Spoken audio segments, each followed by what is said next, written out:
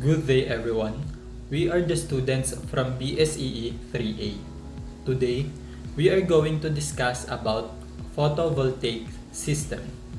We are going to explore the incredible world of photovoltaic systems where sunlight transforms into clean, renewable energy. Let us begin with solar power plants. How do solar power plant work? Solar power plants uses the sun's rays to produce electricity. It has two main types, the photovoltaic system and solar thermal system. Photovoltaic system. A photovoltaic system, often referred to as a solar PV system, is a technology that converts sunlight directly into electricity. It consists of solar panels, which are made up of solar cells. These cells are usually made of semiconductor materials such as silicon that generate electricity when exposed to sunlight through the photovoltaic effect. I think sa lahat ng topic natin dito, ito yung pinaka-familiar tayo because it is just solar panels na alam na natin na nagko-convert ng energy using sunlight. And let us give emphasis sa solar panels and solar cells. Photovoltaic power system. How do solar cell looks like?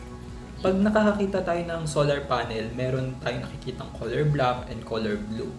So ito yon, yung color black ay tinatawag na monocrystalline solar panel made from single crystal silicon. From the name itself, mono means one, means single.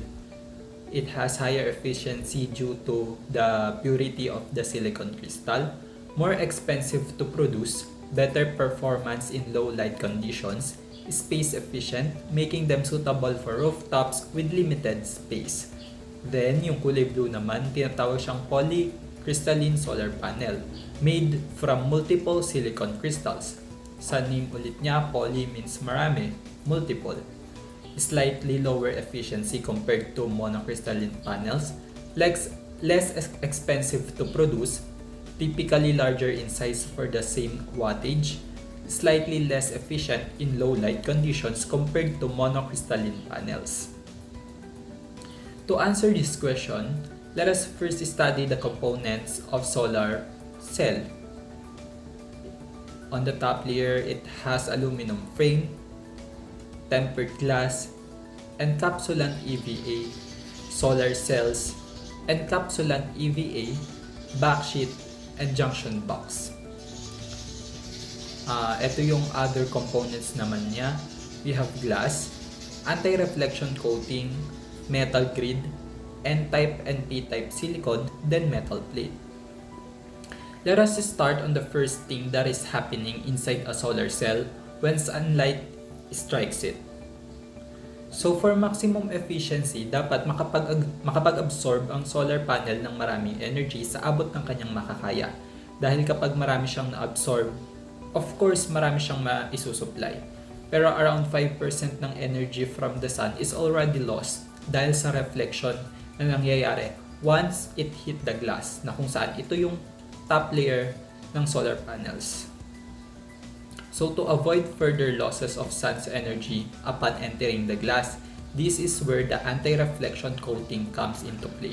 So ano ba yung ginagawa ng anti-reflection coating? Bukod sa i-avoid nga niya yung further losses sa sun's energy. So an anti-reflection coating or arc in solar panels is a thin layer of material applied to the surface of solar cells to minimize the reflection of sunlight.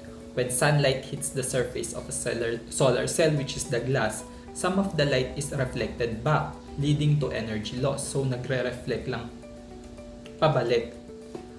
So nagkakaroon ng losses. This reflection reduces the overall efficiency of solar panel. The purpose of the anti-reflection coating is to reduce the reflection by allowing more light to pass through the surface of the solar cell. This means that a greater amount of sunlight is absorbed by the solar cell, leading to higher efficiency and more energy production. The coating is designed to match the refractive index of the solar cell material, which helps to reduce the reflection of light at the interface between the air and the solar cell. by minimizing reflection. The anti-reflection coating allows more protons of light to penetrate into the solar cell, where they can be converted into electricity. So now that we know the components of a solar cell, let's now focus on one particular component, which is the anti-reflection coating. So first, alamin natin ano ba yung nangyayari inside the solar cell kapag nag-strike na yung sunlight. So for maximum efficiency kasi, na para ma-achieve natin yon sa isang solar panel, kailangan maka-absorb siya ng maraming energies coming from the sun. Kasi the more energy na na-absorb niya, mas marami yung maipoproduce niyang kuryente or maisusupply niyang kuryente. So, once na nag-strike yung sunlight sa ating solar cell, 5% ng energy na agad yung nawawala kapag na-hit niya na yung top layer ng solar cell. This is due to reflection. So, to avoid further losses of sun's energy upon entering the glass, dito natin magagamit or dito mahalaga yung anti-reflection coating. So, punta tayo sa scenarios to be avoided to prevent losses due to reflection. So, ganito kasi nangyayari kapag wala tayong anti-reflection coating.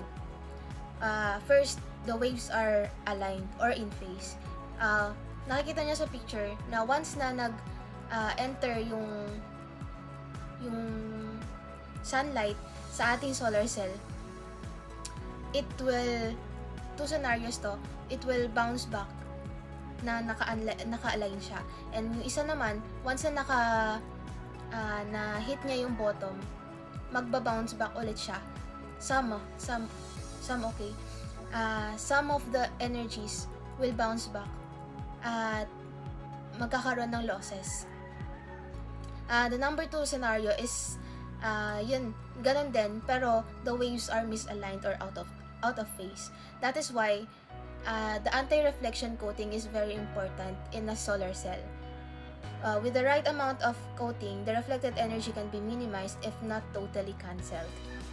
The anti-reflection coating lets the light in, but mostly it doesn't let the light to be reflected out. So as you can see in the picture that when we have the anti-reflection coating, when the sunlight strikes the solar cell, it will not bounce back or it will be collected in the solar cell. Hindi na siya magba-bounce back due to reflection. So, it also makes some of the reflected light to get back. Certain manipulation is being done during manufacturing to achieve that characteristic. So, why not just let the light strike the silicon junction without any more barriers on top? So, bakit ba hindi na lang natin papasukin agad yung sunlight doon sa silicon junction? Bakit pa kailangan nung barriers on top? So, the silicon being a semiconductor is a bit shiny. Exposing it directly to sunlight, the solar cell may lose about 30% of sun's energy due to reflection. So as you can see that the silicon, it is a semiconductor.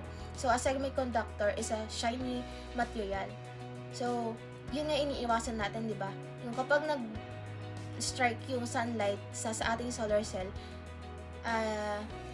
of course, the silicon or the semiconductor is shiny. Kapag nag-bounce sa kanya kapag nag-strike sa kanya yung sunlight, magkakaroon ng reflection. Yun nga iniiwasan natin, yung further losses of energy. That's why we need barriers on top so that the loss ay maiwasan natin yung losses. And bakit yung metal grid sa taas natin is butas-butas and bakit naman yung metal plate sa baba ay hindi naman butas? Bakit yung nasa taas hindi siya katulad ng metal plate? So the answer to that is para pumasok sa kanya yung sunlight. Unlike sa metal plate, hindi papasok yung sunlight sa kanya directly. So using metal grid, of course, makakakollect siya ng mas maraming energy from the sun. So, ito yung main question natin. So, what is happening inside a solar cell or photovoltaic cell. That is why it is able to produce electricity when the sunlight strikes it. So first of all, we have to define the photovoltaic effect. So what is photovoltaic effect?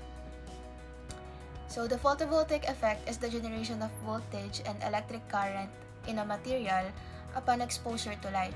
This phenomenon occurs when photons or light particles hit the surface of a semiconductor material, causing the excitation of electrons and creating electron-hole pairs. So, we have to achieve photovoltaic effect in order for the solar cell to produce electricity when the sunlight strikes it. So, to achieve the photovoltaic effect, we need a material which, when struck by sunlight, will exhibit some characteristics of a conductor. So, review question tayo. What is happening inside a copper conductor when there is no presence of voltage across it? So, the answer is its valence electrons is free to move, transferring from one atom to another in random. So, when there is no voltage applied across a copper conductor, its valence electrons are free to move, transferring randomly from one atom to another. This movement is not directional and does not result in a net flow of electric current. So the electrons move due to thermal energy and exhibit random motion, which is a characteristic of conductive material.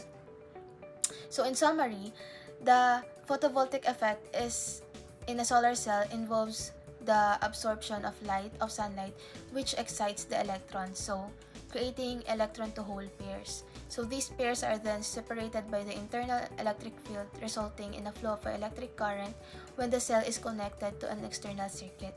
So this process converts light energy directly into electrical energy.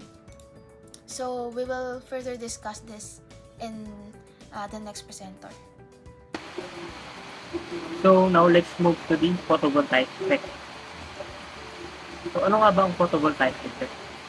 The photovoltaic effect is the generation of voltage and current in a material upon exposure to light. It is a physical and chemical phenomenon. So ito palang photovoltaic effect. Ito yung pag-create or pag-generate natin ng voltage and electric current sa pamamagitan ng pag-expose natin sa material sa light. So to achieve the photovoltaic effect, we need a material which when struck by sunlight will exhibit some characteristics of conductor. So, para ma-achieve natin yung photovoltaic effect na, kailangan natin ng material kung saan kapag subjected ito sa sunlight is mag-exhibit siya ng characteristics ng conductor. So, here is the review question. What is happening inside a copper conductor when there is no presence of voltage across it? So, ano daw nangyayari sa may copper conductor kapag hindi siya dinadaluyan ng kuryente or walang presence of voltage niya? So, its valence electron is free to move, transferring from one atom to another in random. So, ayun yung mangyayari. Yung kanyang valence electron is mag-move in random. That particular characteristics of a conductor, where there are number of electrons that move freely, is what should be attained to exhibit the photovoltaic effect. So, ayun yung kailangan natin para na-exhibit natin yung photovoltaic effect. This is where the silicon semiconductor comes into play. So, ito na yung kailangan natin material, which is the silicon semiconductor. When the silicon semiconductor absorbs energy from the sun, the photons which the sunlight have could knock an electron out of its orbit within an atom, making it free to move within the system in random. So, sabi dito, kapag yung silicon semiconductor daw is nakapag-absorb ng energy galing sa araw, yung kanyang electron daw is mananak out of its orbit. Ibig sabihin, para siyang ma-out of bounds. Hindi na siya mag-move dun sa kanyang orbit. Mag-move na siya in random dun sa system. So, kung makita natin dito sa unang figure, this is the lattice structure of silicon semiconductor forming a covalent band with 4 neighboring atoms. So, ang lattice structure ng ating silicon atom, kung makita natin dito, si silicon is banded siya sa kaliwa, sa kanan, sa taas at sa baba niya. So, banded yung kanyang mga electron. So, ang band na tawag dyan is covalent band. Then, next, dito naman sa isang figure, makita naman natin dito na yung isang electron niya is subjected dyan sa may light. Natamaan siya ng light or ng photon galing sa araw. And out of orbit na siya. Nawala na siya sa orbit niya. So, pag nawala na siya sa orbit niya, mag-move na siya randomly sa system. Another thing that is needed to achieve by the silicon semiconductor is for it to exhibit the characteristics of a battery where there is an imbalance of charge on both sides. Therefore, two sides should be created, the so-called PN junction, making the two sides of junction positively charged and negatively charged.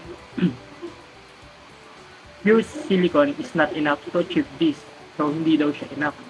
This is achieved through doping. Doping is addition of other substances in a semiconductor for the purpose of modifying its electrical conductivity. So, yung pure silicon is hindi siya enough para ma-perform yung battery like na material. So, kailangan niyang dumaan sa doping. Kung saan dito mag-add lang tayo ng ibang substances para mas tumaas yung kanyang electrical conductivity. It's another question. What substance should be used as dopant for the silicon to become negatively charged? And what substance should be used as dopant for the silicon to become positively charged? So, dahil ang goal natin ay makagawa ng positive at negative side ng battery, hindi yun kaya mag-isa ng silicon. So, kailangan meron siyang dopants, or yung dopants yun yung magiging kasama niya, at ang tawag sa gagawin is doping.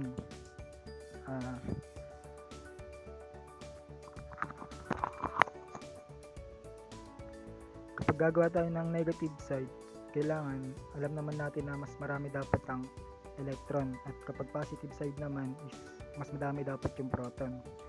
So sa paggawa natin ng negative side, anong kailangan natin gamitin?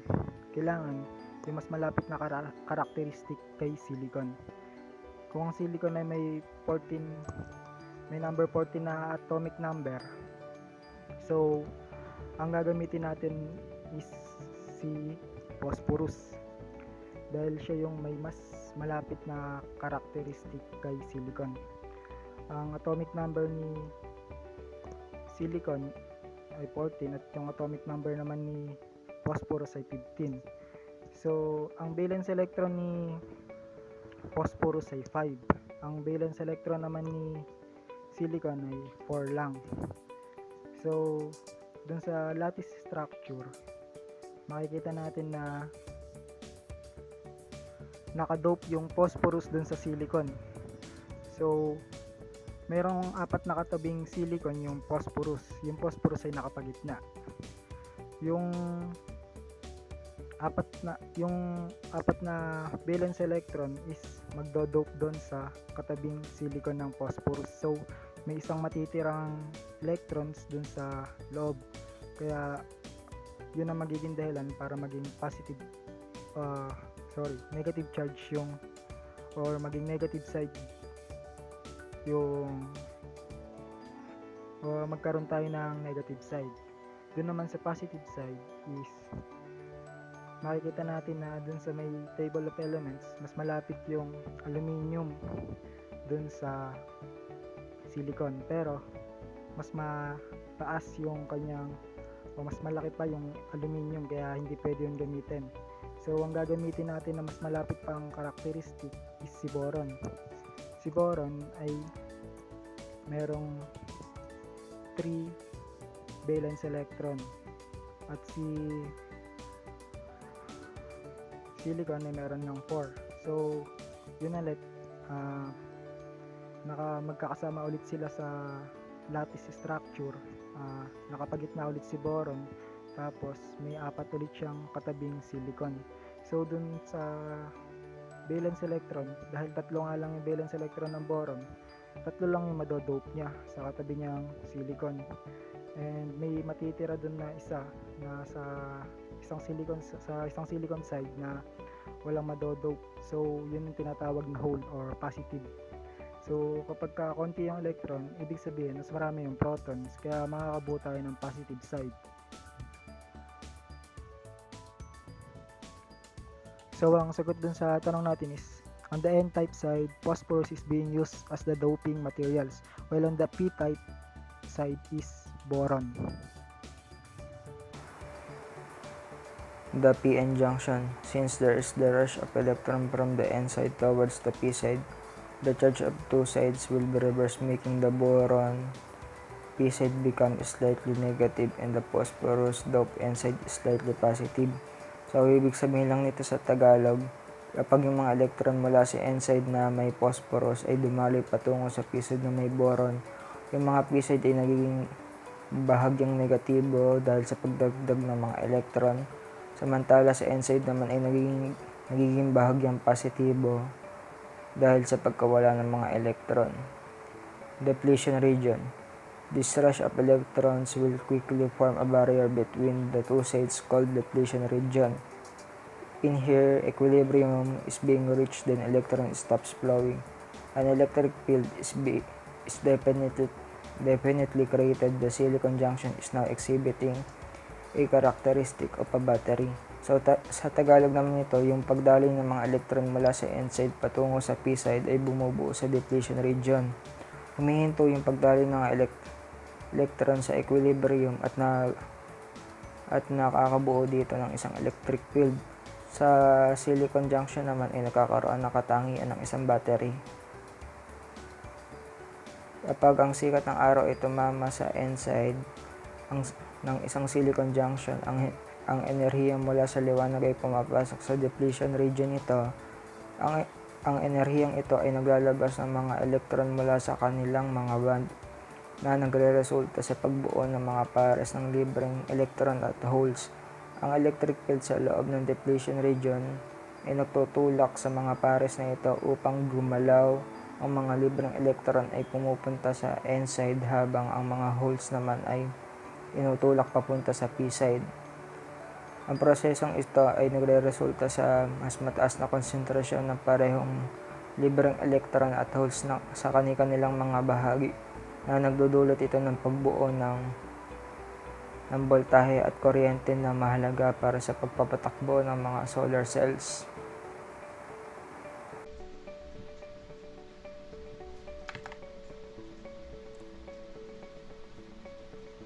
Heavily doped and lightly doped. Particularly in solar panel, the top layer, which is the N-type side, is thin and heavily doped, while the bottom P-type side is thick and lightly doped. The result into bigger depletion region is most free electron the whole pair is being generated is a wider area, which produces more electricity. Yung itong heavily lightly doped daw, at yung particular ito daw yung nagpo-produce ng electricity sa solar panel natin. How do PV power plant work? Set-up transformers are required to boost the 480 to 690 volts inverters out of voltage with the 13.8 kV to 46 kV of the medium voltage utility network. It is connected to the substation for distribution in a residential area. When installed at a site, solar modules are wired together in series to form strings. Strings of modules are connected to parallel when necessary to form an array. This is traditional PV plant single centralized inverter provides the voltage inversion. Ito sa pag-setup daw ng PV power plant, kailangan mag-require daw ng boost hanggang 480 to 690 volts inverters out voltage daw nagkakaroon ng 13.8 kV to 46 kV the medium voltage. So doon nagpa-process kung paano nagkakaroon ng kuryente sa mga bawat substation sa mga residential area.